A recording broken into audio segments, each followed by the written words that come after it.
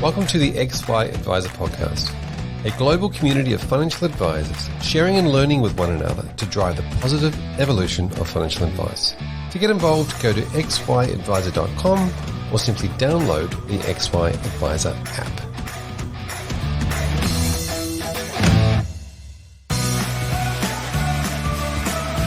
First Sentier Investors are a global asset management group managing $247.3 billion of assets as of the 30th September 2021. They have 17 independent teams operating across equities, fixed income, listed, and direct infrastructure and multi-asset, led by principles of responsible investment and stewardship. They are home to FSSA Investment Managers, an Asian and global emerging markets equities investor. Stewart Investors, a pioneer in emerging market equities and sustainable investing, and Real Index Investments, a systematic equities manager.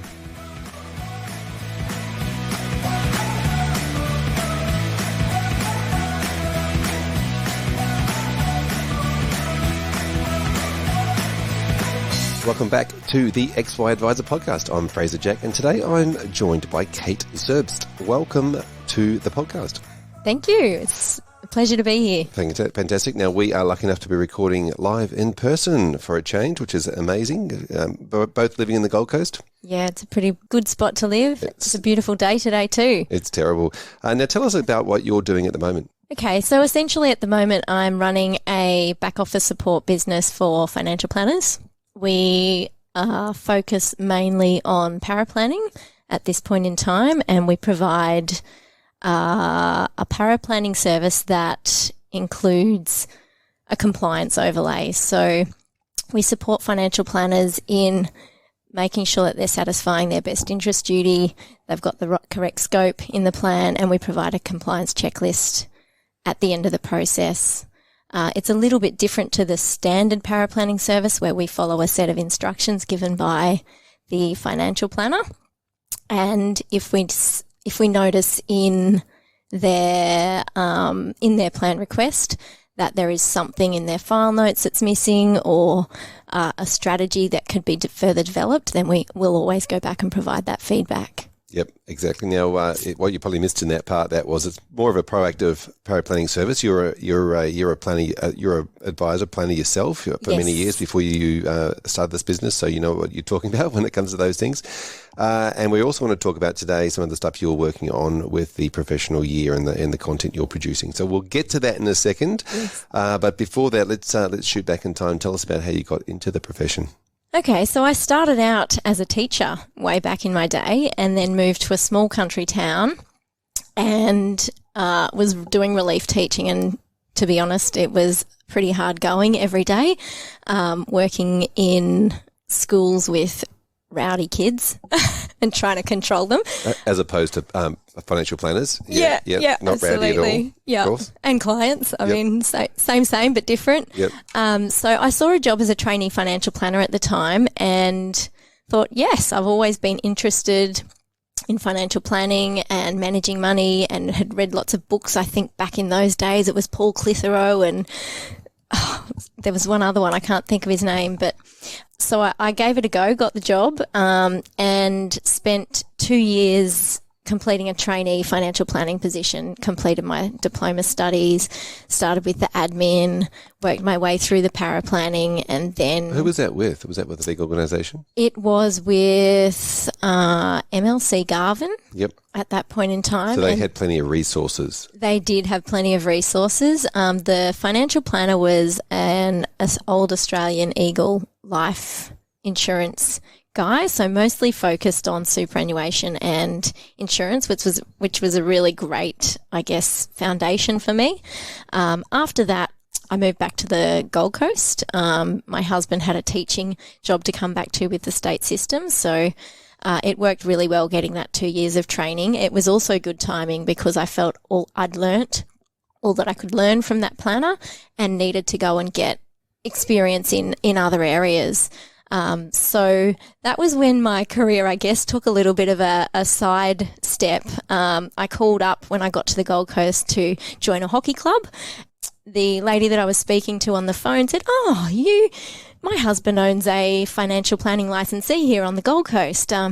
are you looking for work? We might be able to get you a job. So I ended up working at Fitzpatrick's dealer group on the Gold Coast here and spent a couple of years in a compliance management role, working with an outsourced compliance provider, making sure we had all of the things on our license ticked off, rolling out advisor education and induction for training, completing audits, all of that sort of stuff that goes on in operating a licensee. So that was a really, really great experience. I would imagine that would be quite a tough gig. Like coming in, absolutely. a couple of years experience working in a planner's office, getting your head around the Corps Act and how that works for licensees, and then going out and being the person that audits financial advice. Yeah, it was, absolutely. But I had a great support structure in place. So my boss at the time was amazing. Paragem, I think was their name back then. I had someone I could call at any point in time, and they helped supervise what I was doing. So I guess it was like a training program in the job that I was in. So yep, tough, but you had some good backup behind you. I did, absolutely, yeah. So after doing that for a couple of years, it was time to move on to something else. So I actually had a baby, and at that point thought it was a great idea to set up my own financial planning business, because I hadn't ever really done that part yet. I'd done the paraplanning and the admin, the compliance side, and thought it was a great time with no clients, newborn baby, to go and set up a financial planning business. Which is probably doable then. It was doable then, but yes. Probably not so doable now. I think we've done some stuff to the profession where we pushed a price range up so that 100%. Part-time role of being a mum and looking after a baby and looking and seeing a few clients has become almost extinct.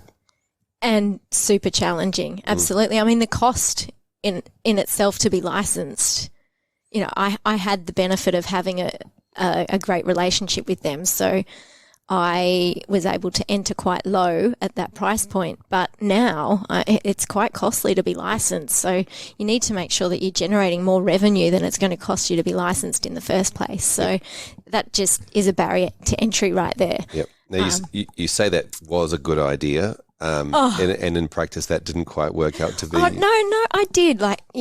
4 kids later, a financial planning business later, 150 clients or so, and hey, that sounds successful. Yeah. Oh, yeah. Very, very much so. I had good work-life balance, but it did get to the point where I felt like something was going to give. So once all of the new FASIA rules and requirements started, there was a discussion around that. I thought, oh my goodness, how am I going to do running a business, looking after my clients, supporting my staff, and be a good mum and be a good wife, and run the household? Something's got to give here. So I ended up selling my practice back in 2016-ish.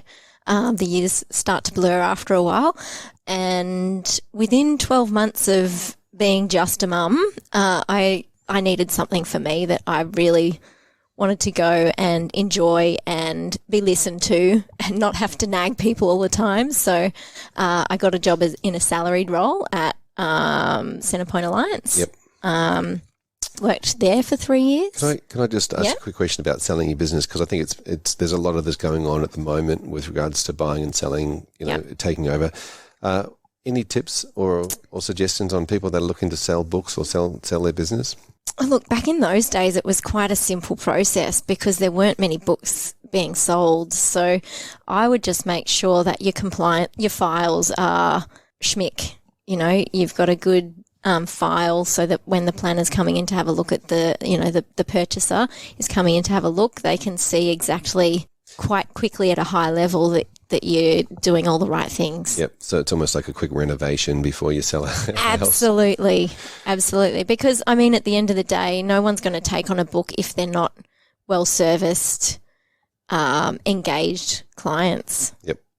Yeah, fantastic. All right, so then into a salary role. So you're selling a business and then moving into a role as in a salaried role. Was there any dramas there with people who bought your business, or were they happy with that? To be honest, I didn't really hear any issues. Yep. Once the transaction had taken place, I didn't hear from him again. I had a couple of clients call me and I passed them back over to the planner to deal with those issues. Yep. So, I think that was probably the biggest one, and this is probably more for a buyer of a book rather than the seller of the book, is just making sure that you make contact straight up, because my quality client, the ones in my gold tier, I guess, that we're used to being able to call me and have contact, were feeling a little bit lost. I'd communicated to them that I'd decided I was moving out and a new planner was going to be taking over the practice. 6 months passed, I think, and maybe they hadn't had a phone call or any kind of communication whatsoever. So just making sure you're keeping them in the loop and making contact and connecting as soon as possible is developing that relationship. Important, absolutely. Yep. Oh, very good. So you moved into a salaried role. Yep. As a planner. Yep. That was good fun. I thought that this is going to be great. I'm just going to go to work, do my job, go home 9 till 5.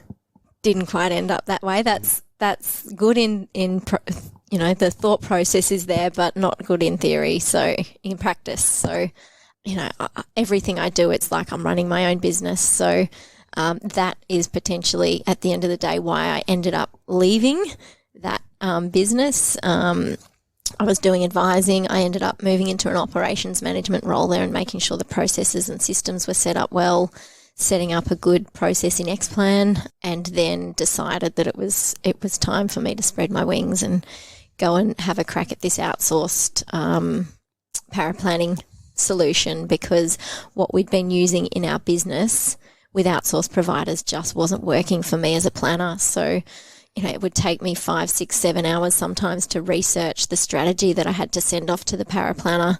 And then when I get the plan back, it would take me 3, 4, 5 hours to check and fix the document because there were mistakes, and it just wasn't a good system. So in my operations role, I was supporting a financial planner. We had 15 plans to get out that had been in the pipeline for a long time, and we rolled those out in the space of 4 weeks. So by having a good system in place, systemizing everything and working through that, it's a really effective process.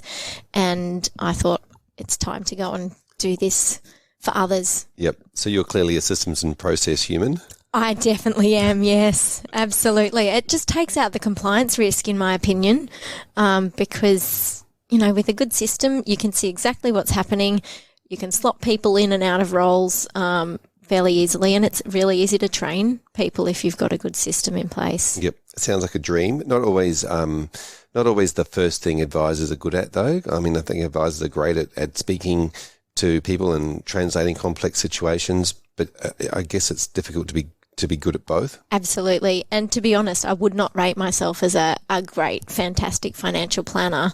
I knew what needed to be done, and I had many clients and I built up a client book, but I'm so systems and processes driven that seems to be where I keep going back to. Financial planners are really good at relating to people and having discussions, and when you're really good at that stuff, it comes naturally to you. You're not necessarily so good at. One's got to be stronger than the other, right? Absolutely.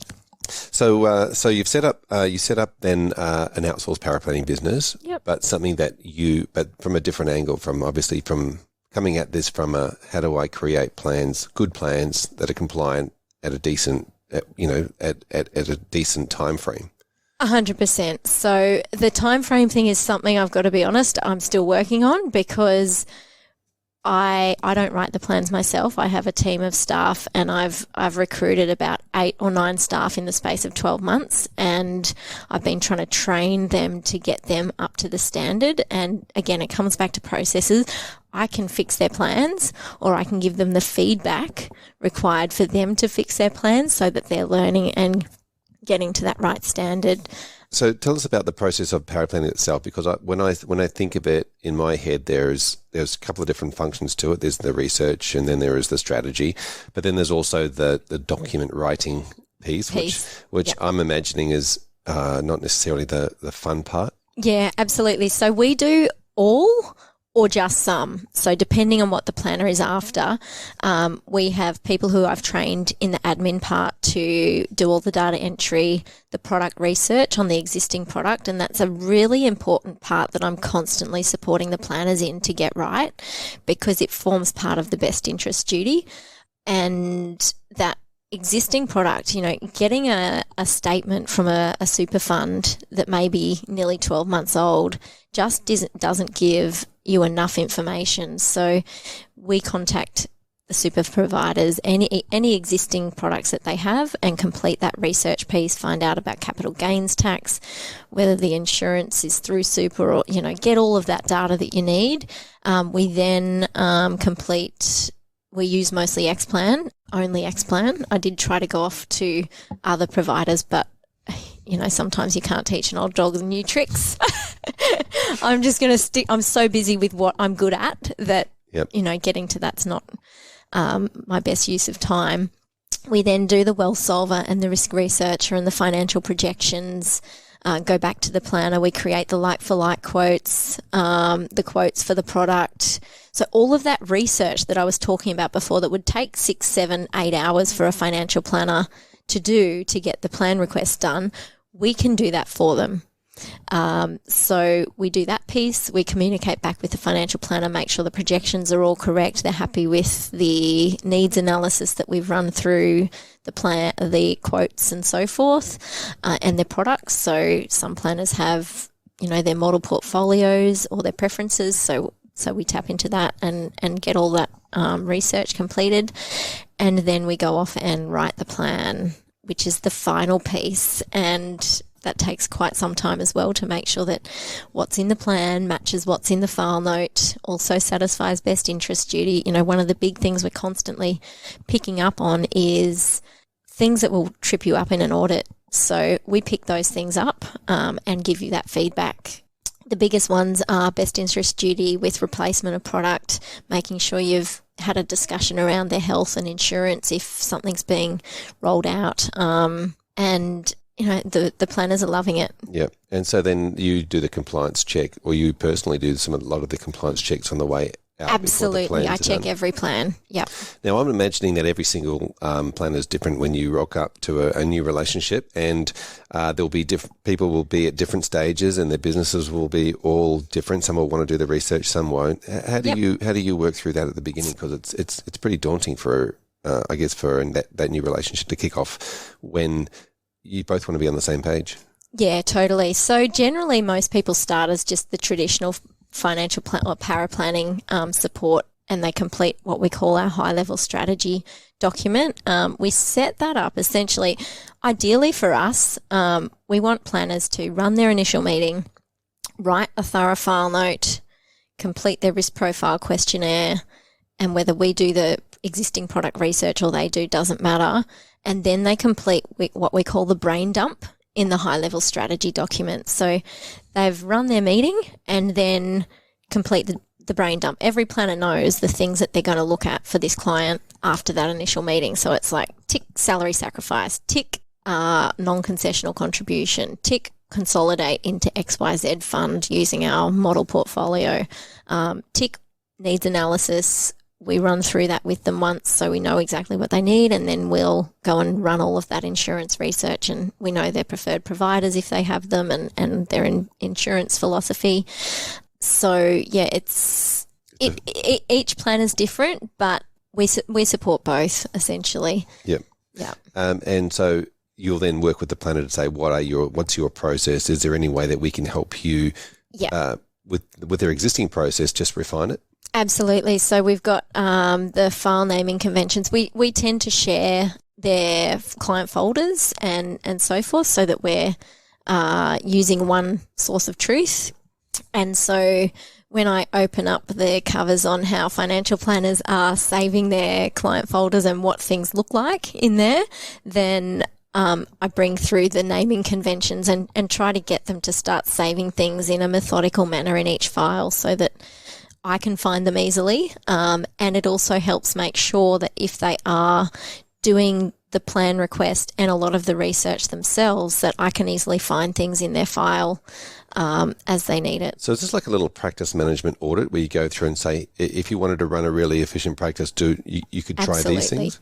So, okay, very good. So you come in and help them, not just for the paraplanning side, but actually all the parts that lead up to paraplanning that makes the paraplanning easier? Exactly, and that's win-win, because it makes it so much easier for me when I get the plan request through and check that we've got everything we need to then pass straight on to the paraplanner to get the plan written. Yep. Otherwise, they forget things. I've got to go back for like quotes, and we've got checklists and things that support them in making sure that either they've given us the data or we have to go back and get the data. So in a way, you're managing the whole paraplanning process from the moment the client leaves the moment the advisor leaves the client meeting through to the next meeting. Yes. Yep. Wonderful. Okay.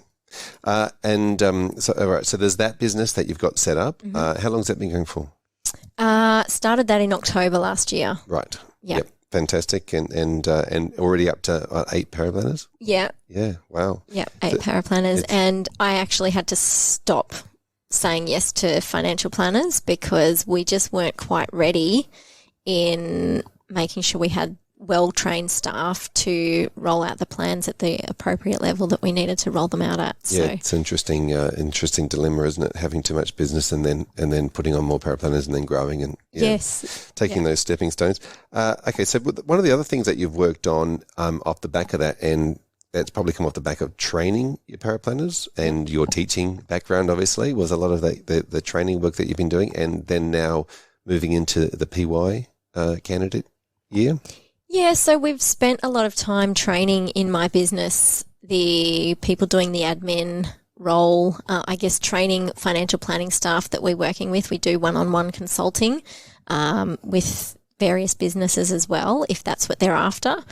And that's really how it's evolved, is that we need to set an industry standard for the back office process and training, especially now that we're heading into financial planners training new entrants, graduates, students coming into the professional year.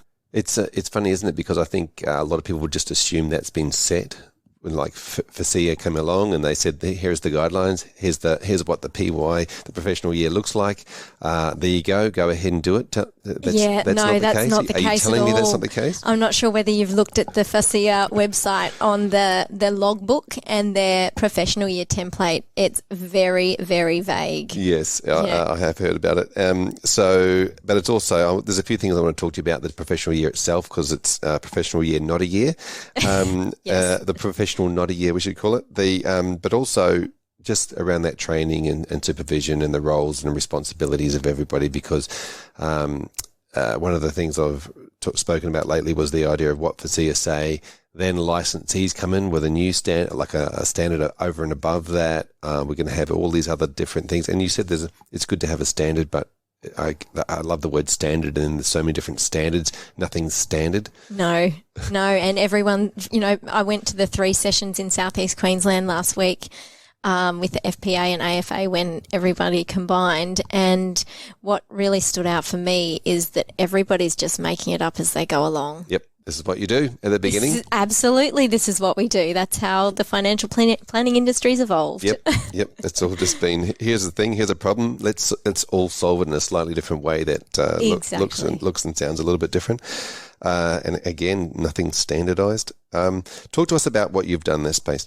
Okay, so essentially we've gone about creating the 100 hours of structured training for the professional year, but it's also, it's an online program. You can sign up to the whole course or micro credentials within the course. So it's not just for professional year candidates or people completing their professional year. It can be for anyone working in the financial planning industry. So you might have an admin person who wants to progress, so they can tap into these. You might have a paraplanner who isn't quite up to speed with best interest duty and safe harbour steps. So there might be a course for them to go and I guess further their knowledge and tap into the little bits that they need. Overall, it's 100 hours of structured training that covers off all 4 quarters of the professional not year. Ideally, we've gone through and mapped out in its entirety the professional year. We have the professional year template that was discussed a lot that you need to have at the start to give to your licensee. So we can support licensees on that front. We support the planner in what sessions the professional year candidate actually needs, those soft skills that we have kind of mapped out in quarter 3 and quarter 4. Maybe I should start at the start. Let's talk about the quarters. I think because it's a good segue to start talking about the first quarter, second quarter, and go on from there. So let's start with the first one. Yeah. So quarter 1 is all around the admin side of things, making sure they're across the financial planning process. They've got templates in place, processes in place, a well structured back office process from start to finish. Good foundation. Now, we have earmarked that as something potentially we're looking at maybe we're talking with Griffith Uni at the moment around the potential of looking at that as being an internship scenario where people maybe in year 3 of their uni degree are able to be, I guess, matched up with a financial planning business that can provide them with a little bit of real world training on that, because no matter how much you learn from a technical perspective, you still need to go and apply the knowledge that you have and get the real world experience. So and this is how trades work, obviously, with apprenticeships. They send people off to TAFE or they do the education in the classroom at the same time getting a little bit of real world experience. Yeah, and similar to my teaching degree, from the very start, we start with a week in the first year and it progresses to bigger chunks throughout the time. So it's a really valuable tool, I believe, that needs to be rolled out to support these students so that when they finish their degree, they're not completely green. They've had a little bit of experience already. They know the financial planning process, and that professional year, they can then fast track quarter 1 if they've done quarter 1, quarter 2, which is the paraplanning side of things. I've kind of earmarked that for year 4 of their degree, where they get more into the research and the paraplanning and best interest duty and all of that stuff. Which is stuff they should be learning in the classroom. I think they do that in their final subject in year 4. So actually writing a financial plan? Writing a statement of advice, and they have access to Xplan to do that, I believe. Yep. I may be wrong, but that's what I think I was told. So quarter 1 admin. Quarter 1 admin, all the templates, phone scripts, super inquiry forms, everything you need to be able to complete that admin process. Annual reviews, what goes into an annual review, FDS obligations, opt-ins, all of those things. And then quarter 2 is the paraplanning piece, how to research, how to do projections, scoping advice, what a SOA looks like, what needs to be in it. And I hear you've been doing some pretty exciting video. Yeah, working on some video statements of advice. Yeah, that's exciting.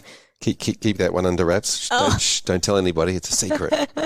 Exciting. I mean, it's an exciting secret. Can't wait to learn it. Yeah. And so then once that's, really, can you learn that in 3 months in your professional year quarter? Well, probably not. No. That's why it needs to be a longer process. And you need to get cracking on it before you start your professional year. Get that experience under your belt.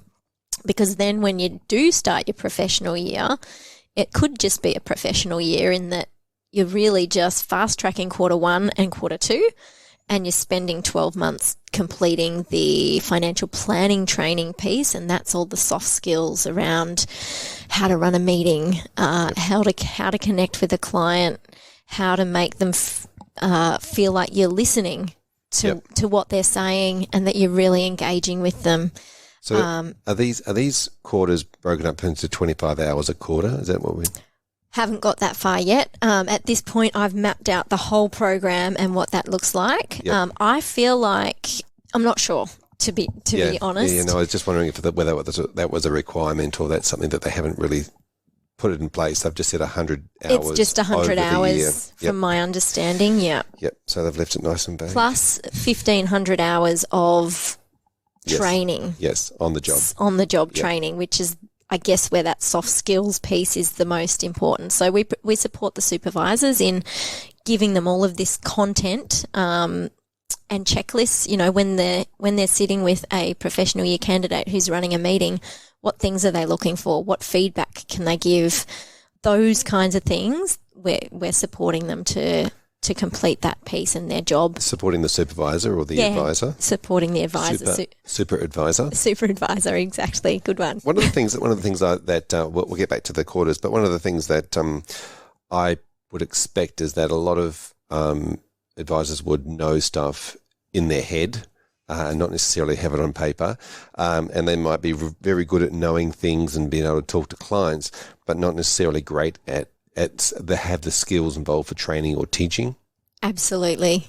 It's probably going to be the biggest struggle, I would think, in terms of rolling out that professional year, because everyone does that naturally, but then to kind of break it down and teach someone else how to do that is going to be the challenge. There's definitely a skill in teaching, and there's a skill in adult learning, which probably I think is a big part of this and will evolve over time. But I don't know how well it's been considered. Absolutely, yeah. It's going to be a challenge. So let's get into the second quarter, the paraplanning. Mm-hmm. You've got all that structured training, how to be a paraplanner. Yep.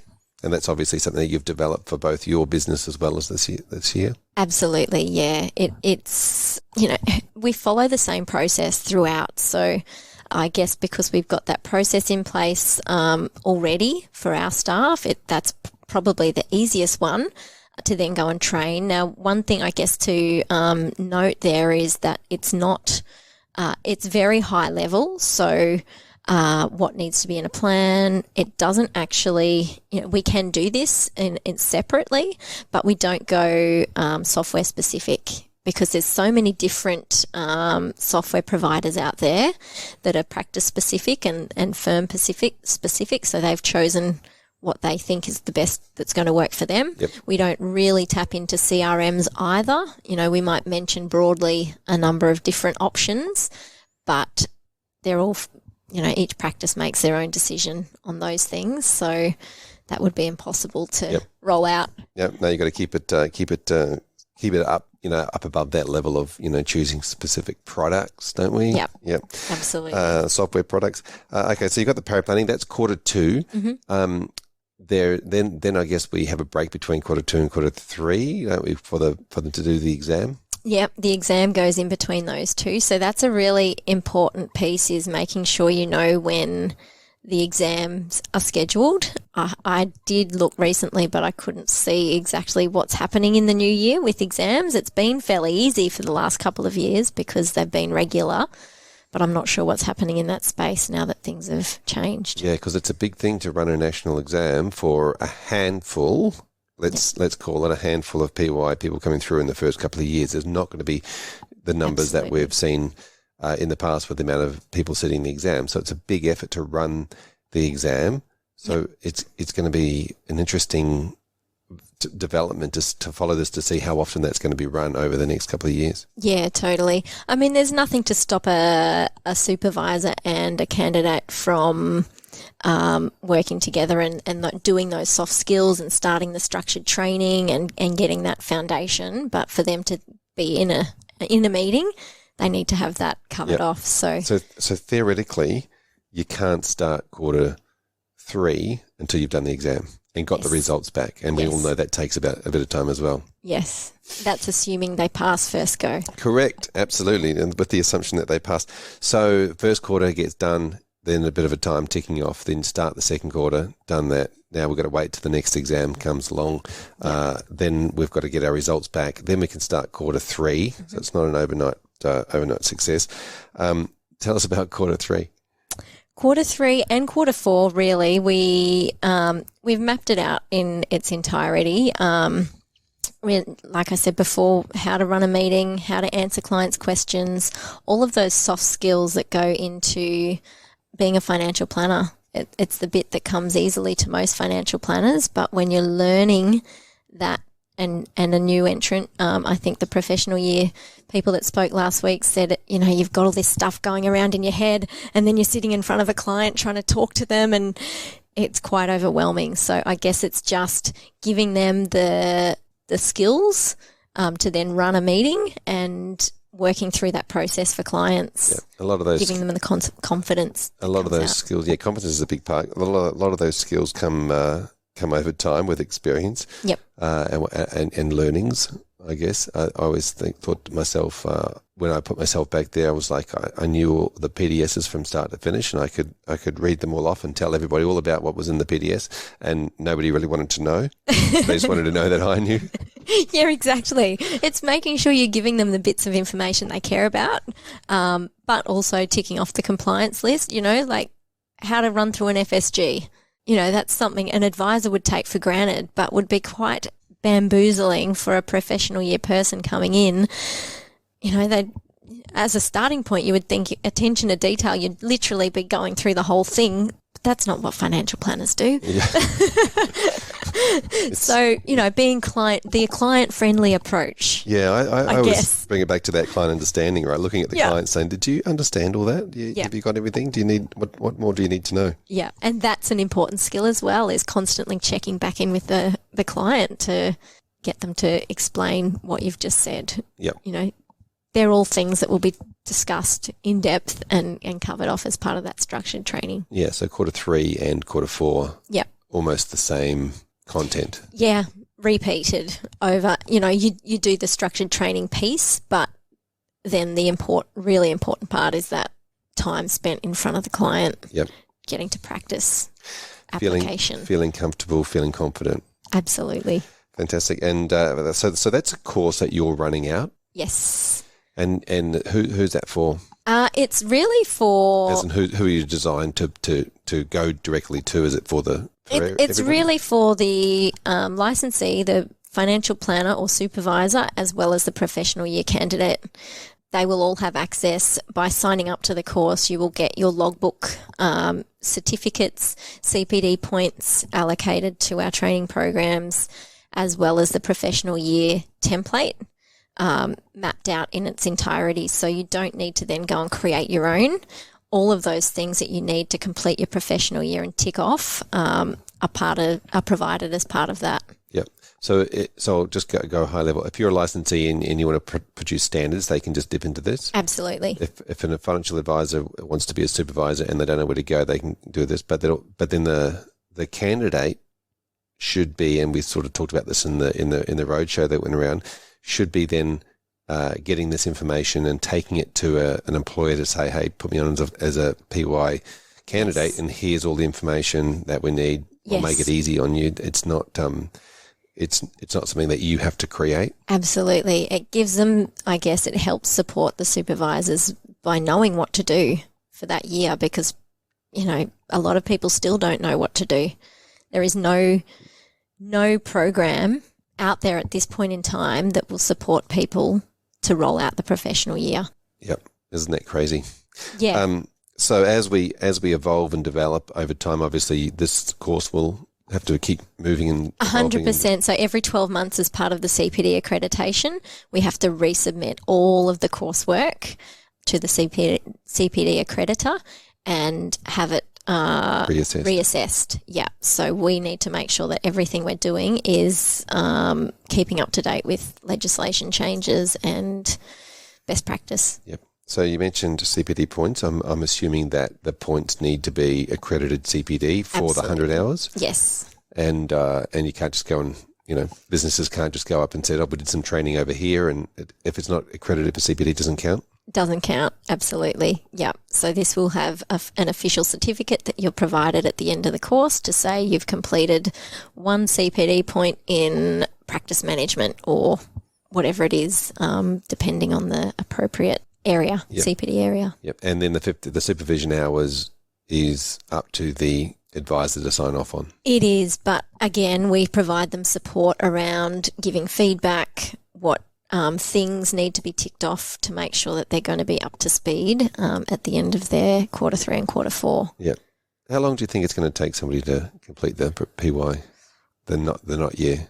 Oh, how officially or unofficially? I think if somebody's listening to this and they want to actually know the real answer, what are you thinking at the moment? We can't speak about the future just yet. We will in a second, but yeah, at the moment, I think bare minimum, to have enough experience going through the whole process. It really depends on the number of clients, I guess, that you experience from start to finish. But bare minimum would be 18 months. Yep.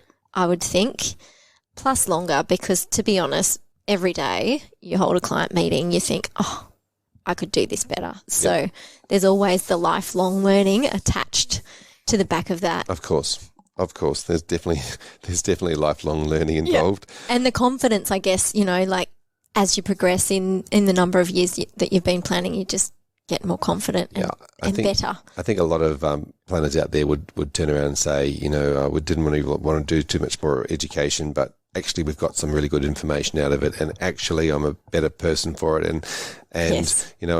Sometimes you learn stuff and then you use it works, and then you stop doing it and you forget about it, and then it comes up again and you go, oh, that's right, I use it, and you implement it again. So I think that lifelong learning is a great conversation to be had if you are a supervisor of a PY candidate. You'll probably learn a lot yourself out of it. Absolutely. Wonderful. Now, tell us about that. So you got the course out there at the moment. What's the name of the course? Where can people find that? Well, we've called it the Financial Planning Academy. It's on our website, fpassistant.com.au. So it's Financial Planning Academy. Yep. And FP Assistant is your business name for your paraplanning business? It is, yes. And tell us about, you've also got a LinkedIn group with that. Yeah, so I set up off the back of those sessions that I went to last week for the Christmas party, talking about the professional year. I feel like it's going to be an ongoing conversation, and we need to support one another in what works, what doesn't work, tips and tricks. So I've created a LinkedIn group called the Financial Planning Professional Year Hub. And really, I'd love anyone and everyone to join that has an interest in creating fantastic financial planners for the future, because there's a big gap with the number of planners that are leaving over the next number of years, as we all know, versus the number of new entrants coming through. So we all need to get involved in making sure that we have sufficient, succession plans for our own businesses, but also new entrants that are coming through that are trained to a really good standard. Yep. It's certainly what we all need to do for the future of the profession. Absolutely. Okay, so the Financial Planning PY Hub is the LinkedIn group. Yes. Jump on LinkedIn and have a look at that. How can people find you? What's the best way for them to reach out if they want to continue this conversation? On the website or on LinkedIn, send me a message.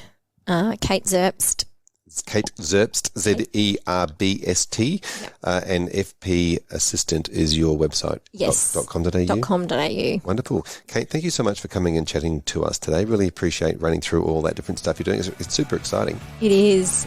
I've got a big 12 months ahead rolling out the program. Yeah, I can't wait to see how it all unfolds over the next 12 months. I'll be following it with interest. Awesome. Thanks, Fraser.